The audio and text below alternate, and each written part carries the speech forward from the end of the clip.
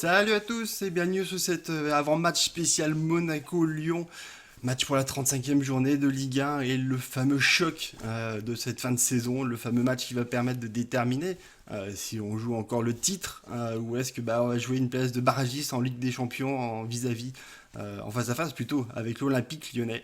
La stat elle est simple sur ce match, il nous reste 4 matchs de championnat pour finir la saison, on a 4 points de retard sur le PSG et on a 4 points d'avance sur l'Olympique lyonnais. Si on gagne ce match, on peut en espérer forcément encore être à la lutte pour le titre, en rattrapant nos adversaires directs et en espérant toujours un faux pas de leur part, parce que du coup il y a un point et 2 points de retard en cas de victoire.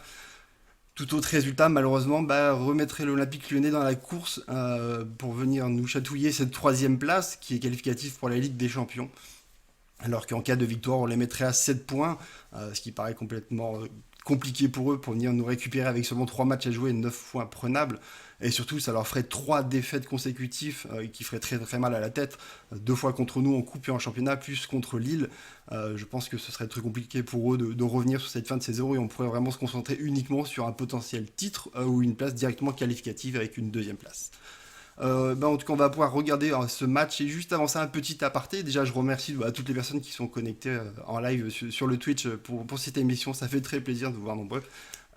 Et aussi, un grand merci à Tarek qui a fait une vidéo spéciale sur les youtubeurs monégasques et du coup qui a mis en avant le travail qu'on fait avec Radio Diagonale, mais aussi le mien. En tout cas, voilà, ça me touche beaucoup. Ça fait vraiment très très plaisir d'avoir vu sa petite vidéo qui l'ait parlé de moi. Donc, je le remercie encore une fois en direct, même si je lui ai fait en direct directement aussi. Voilà, on est parti en tout cas pour parler de ce match. On va commencer comme d'habitude par regarder le classement et cette 35e journée. Tous les matchs importants, en tout cas, ont déjà eu lieu pour nous. Tout le haut du tableau a déjà joué. Premier résultat important, du coup, la victoire du PSG contre Lens. Enfin, une victoire du PSG à domicile contre un top 6, parce qu'ils ont perdu contre Lille, contre Monaco, contre Lyon, contre Marseille. Il restait plus que Lens du coup qui avait pas encore joué au parc et du coup ils sont pas allés faire un exploit, ils ont pas pris des points au PSG malgré l'absence de Mbappé. Le PSG a gagné et du coup se retrouve à 4 points de nous. Assez compliqué du coup pour nous de jouer le titre s'ils continuent à enchaîner comme ça les bons résultats malgré leur parcours aussi en Ligue des Champions. De ce côté, du coup, Lille a gagné facilement contre les plots niçois, 2-0. Je rappelle sur ce match, zéro frappe niçoise. Depuis que Opta fait des stats, ça fait plus de 5000 matchs. C'est seulement la deuxième fois que ça arrive. Après les déclarations des supporters avec leur banderole, comme quoi il fallait absolument perdre ce match. Les déclarations même des joueurs. Schneiderlin qui dit comme quoi il préfère que Lille gagne plutôt que de voir Monaco champion de France. Donc voilà, on peut vraiment se douter de la partialité de Nice sur cette fin de saison, sachant qu'il joue aussi contre l'Olympique lyonnais. Donc il ne faudra pas s'attendre à des miracles sur la dernière journée. En tout cas, il faudra absolument faire un résultat contre Lens parce que Lyon va très très facilement gagner contre Nice. On peut s'y attendre très facilement. En tout cas, du côté du classement, comme j'ai dit, du coup, 4 points de retard sur le PSG, 5 sur Lille qui est donc toujours en tête, toujours avec le titre en vue pour eux. On a 4 points de retard sur l'Olympique lyonnais, 15 d'avance sur Lens, donc le top 4 est assuré en tout cas. Même si Rennes a encore un match en retard, pourrait grappiller encore quelques points, ça fait toujours trop de points pour eux pour nous rattraper. Donc on est assuré d'être top 4, c'est déjà bien. On est au moins en Europa League. A voir maintenant si on peut aller chercher cette Ligue des Champions, ce serait déjà très très bien. Côté des cotes de Vbet, le partenaire, du coup, vous pouvez voir, les cotes sont très très équilibrées. On retrouve vraiment des cotes quasiment identiques pour les trois scores. C'est logique au vu des absences du côté monégasque, on va les voir tout de suite. Le match est très incertain, c'est très très compliqué de savoir ce qui va se passer entre un AS Monaco qui ne perd pas, qui encaisse pas de but, qui à domicile est très souverain, mais qui du coup qui a des joueurs en moins, alors que l'Olympique Lyonnais de son côté arrive quasiment au complet. Du coup le match est très très dur à pronostiquer. Le groupe de l'Est Monaco, du coup, comme on peut le voir, il y a des absences, moins que sur les derniers matchs, certes, mais c'est des absences qui comptent beaucoup plus. Sur les matchs précédents, c'était surtout des remplaçants, des jeunes qui étaient absents, et du coup qui empêchaient d'avoir la profondeur sur notre banc. Là, malheureusement, c'est les titulaires ou les quasi-titulaires qui sont absents, et ça fait très très mal, surtout quand c'est sur le match qui est quasiment le plus important sur cette fin de saison. Voilà. Diatta qui était censé revenir du coup est toujours parmi les absents et ce qui fait mal c'est que Gelson aussi a la Covid et donc du coup on a deux ailiers d'absents auxquels ça rajoute Golovin, nouveau cas cette semaine, ça commence à faire beaucoup depuis le début de la saison, ça fait 25 absences pour cause de Covid. Alors ça ne peut-être pas le club le plus impacté, mais c'est quand même pas mal. On est quand même assez haut dans le haut de tableau. Je ne vais pas aller vérifier les stats, mais bon, ça fait quand même beaucoup de joueurs, 25 au total.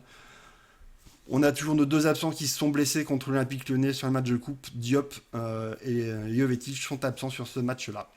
Donc des absences qui comptent. On a un groupe de 20 joueurs qui a été appelé. Parmi les absents, les deux gardiens, logique. Hein. On n'a pas besoin d'avoir trois gardiens pour un match à domicile. Aïd Benasser, qui est là pour faire joli forcément.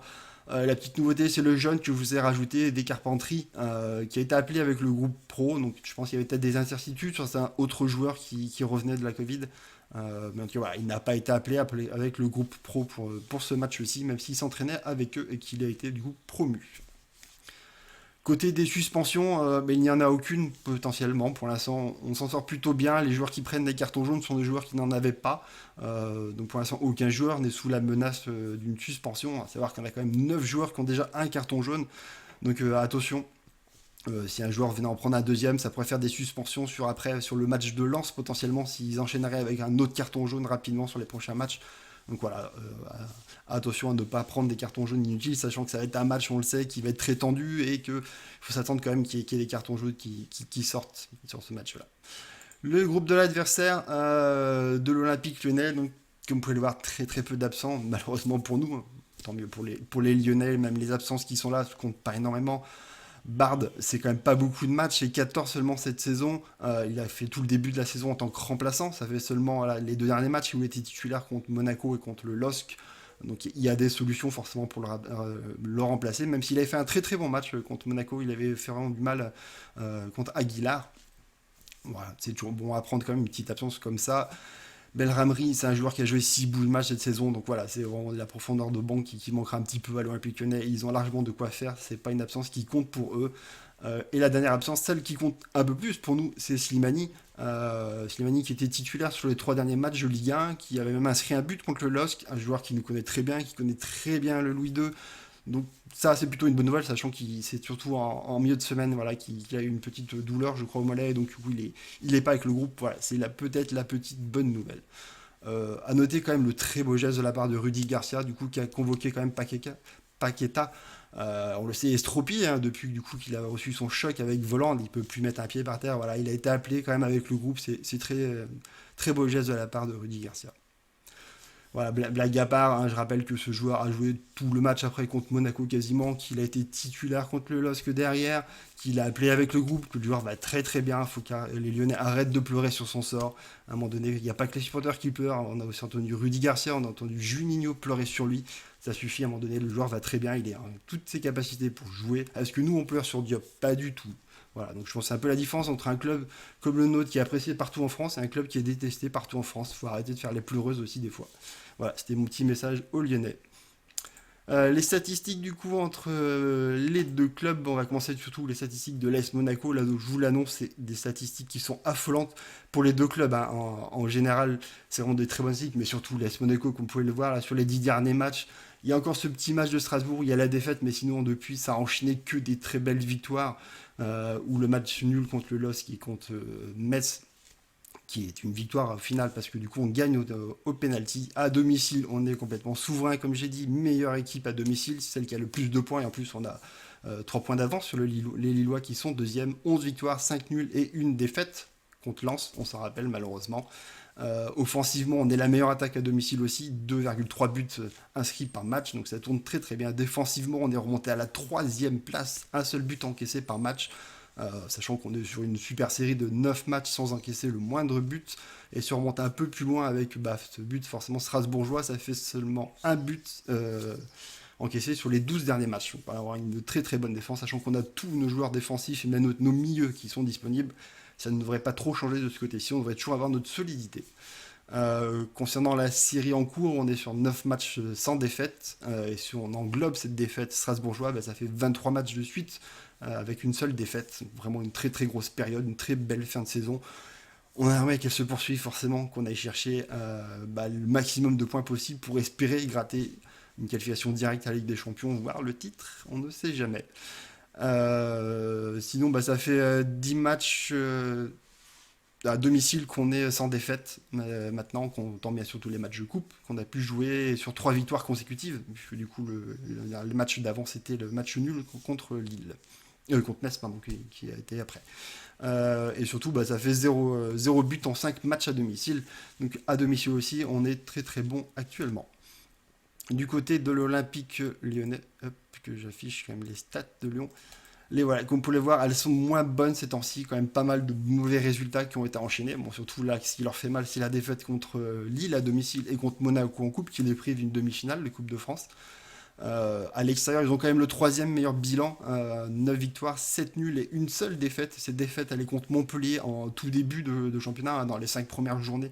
Donc ils sont sous une très très belle série, on le verra juste après.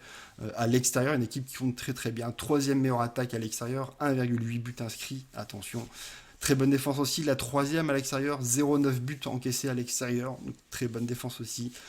Ce qui annonce vraiment un match très compliqué pour nous. Sur la série en cours, bah forcément, ils sont sur 2 défaites consécutives et seulement 2 victoires sur les 8 derniers matchs. Parce que du coup, bah, même en Coupe de France, c'est une qualification au tir au but avant de jouer l'AS Monaco contre le Red Star.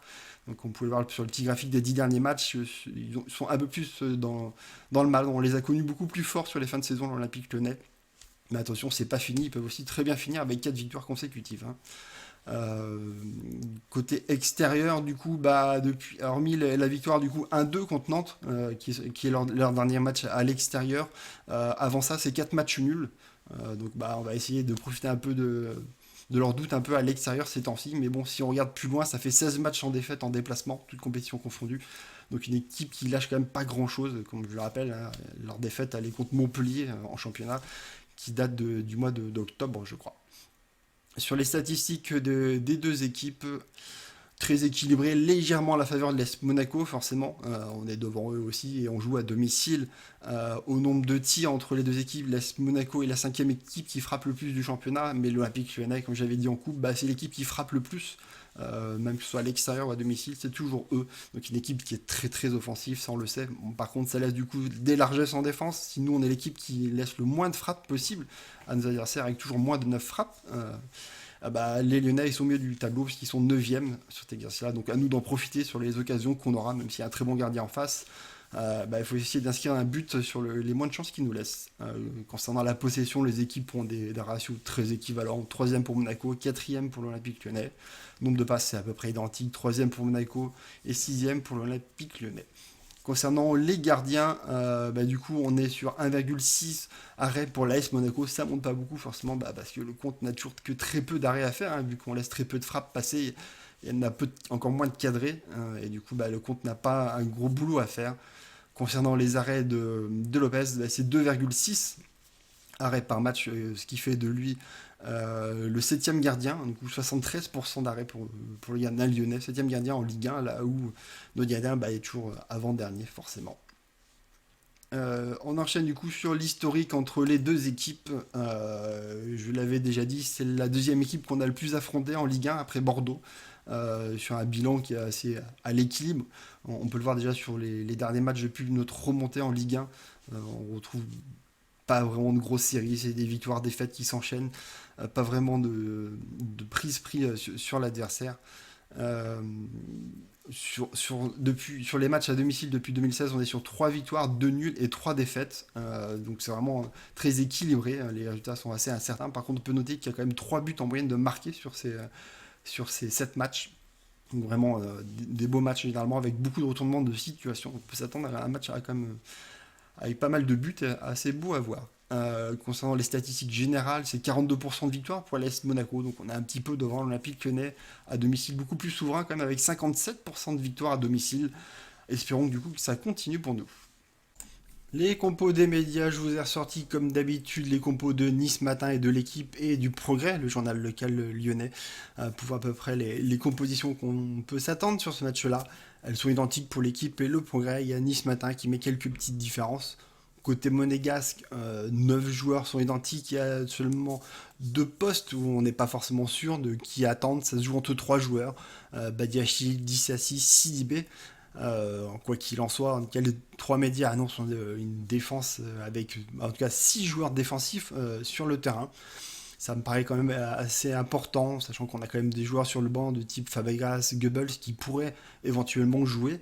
Euh, on est à domicile quand même à aller chercher à avoir autant de joueurs à vocation défensive sur le terrain, même si on le sait bien que c'est qu'une position sur le terrain, ils vont pas défendre en jouant ailier. Mais ça paraît être comme assez fou de devoir jouer avec ce type de composition malgré les absences. On a quand même quelques joueurs qui peuvent jouer sur le terrain à des postes plus hauts. Concernant la composition de l'Olympique lyonnais, l'équipe El Poré annonce le même 11. Les différences avec Nice Matin se jouent sur De Seglio et Guimarães, côté l'équipe El Poré, et Mendes et Kadewere. Pour Nice Matin, personnellement, je partirais plus sur les compositions du Progrès. Une parce qu'ils s'y connaissent déjà un peu mieux sur l'Olympique lyonnais, et surtout parce qu'ils annoncent aussi une composition en 3-5-2 qui viendrait répondre sur notre composition qui est déjà dans ce 3-5-2 pour venir le contrer comme ça avait été le cas sur le match aller. Concernant les joueurs sur lesquels il faut vraiment faire attention en face, bon, on les connaît très très bien, mais pour rappeler statistiquement ce que c'est les joueurs offensifs de l'Olympique lyonnais, Depay, 18 buts, 9 passes décisives, ça fait quand même beaucoup, très très grosse saison de sa part, c'est vraiment la grosse menace. Beaucoup ont cru qu'il allait être suspendu, je l'avais dit très très rapidement que non. Son carton jaune contre Monaco le suspendrait pour le match d'après, pas sur le match de Monaco, il sera bien présent, malheureusement pour nous. À côté, Cambi, c'est aussi 12 buts, 5 passes décisives. Qui a dévoré 10 buts, 3 passes décisives, et même leur milieu offensif, Paqueta, hein, le grand blessé, c'est 6 buts, 4 passes décisives. Donc voilà, vraiment offensivement, ils sont très très très forts, de très très belles statistiques, des menaces un peu de partout. Heureusement, ça vient en réponse à notre très très bonne défense actuelle, et on va espérer du coup que ça continue. On a réussi à les maintenir sur le match de Coupe de France en les laissant inscrire aucun but, malgré pas mal d'occasions. Espérons que ça continue. L'arbitrage, et là j'ai beaucoup rigolé cette semaine, du coup Clément Turpin s'est hurlé dans tous les sens quand il a été sélectionné, en disant que c'était un arbitre pro-lyonnais qui nous a très très mal arbitré et tout. Je ne comprends pas pourquoi. J'avoue que moi, j'ai regardé dans mon classement, j'ai vu mais il est dans les tout premiers quand même, Clément Turpin. Donc je suis allé rechercher les notes, et c'est pour ça que du coup il y a un affichage un peu différent des émissions d'avant, et je vais le reprendre pour les autres arbitrages. Je vous ai ressorti tous les matchs de Clément Turpin depuis 2016, depuis que moi je fais cette notation, et vous pouvez le voir, il n'a que des bonnes notes. Tous les matchs qu'il a fait, il a toujours fait de très très bons matchs, qu'on gagne, qu'on perde. C'est toujours des très bons arbitrages. Il n'a jamais été noté en dessous de 5. Là, certes, c'est les notes moyennes des médias et des votes des tweetos, mais même je vais ressortir sur Twitter uniquement les notes des tweeters, donc des supporters, et à chaque fois, c'est des notes supérieures à 5 sur 10. Donc, personne n'a trouvé un mauvais match de sa part. En fait, c'est antérieur à 2016 et que ça vous a ancré en mémoire. Mais en tout cas, je peux vous assurer que depuis 2016, il a enchaîné que des bonnes prestations sur nous. Même qu'on prend des 3 ou 4-0 contre des clubs, on trouve que ça reste un très bon arbitre pour nous. Voilà, il est deuxième du coup du classement des arbitres depuis 2016. C'est son 17e match, hein, donc c'est pas qu'il a 3 matchs et du coup c'est facile d'être dans l'eau du classement. À noter que ce sera son 4e match cette saison et que les 3 matchs d'avant on les a gagnés. Donc espérons que la petite série continue. C'est un arbitre qui donne peu de cartons, on peut le voir, il est assez faible. Donc espérons aussi que ça continue, même si c'est un match qui est plutôt tendu et qui risque d'avoir pas mal d'agressivité, surtout après le match de coupe qui était vraiment très tendu de ce côté-ci. Euh, voilà pour l'arbitrage. Concernant les pronos ASM, hop, voilà, je pars sur une victoire de 1. Là, surtout le cœur qui parle, parce que franchement, ce match me fait quand même bien peur. Je me dis qu'un match nul ou une défaite est très très possible aussi, mais j'ai envie d'une victoire. Je me dis que voilà, à domicile, on est souverain. On a des absences certes, mais le cœur, le gros de l'équipe est là. Il y a peut-être un poste sur lequel ça va jouer qu'on va avoir une absence. Et du coup, on a quand même toujours notre base défensive qui est là. Offensivement, on a aussi Voland, Ben Yedder qui sont toujours présents. Notre charnière au milieu de terrain est aussi présente. Donc voilà, je pense qu'on peut aller chercher une victoire, même si j'ai très peur de cet Olympique Lyonnais après le match de coupe, où franchement on gagne ce match uniquement parce qu'en première mi-temps ils ne sont pas capables de cadrer leur frappe, parce qu'ils ont les occasions pour nous faire très mal, et en deuxième mi-temps ils nous offrent le match avec ce carton rouge complètement débile de mettre un pied dans la tête d'un de nos joueurs. Ils prennent un rouge et un penalty, et du coup ils nous offrent le match derrière.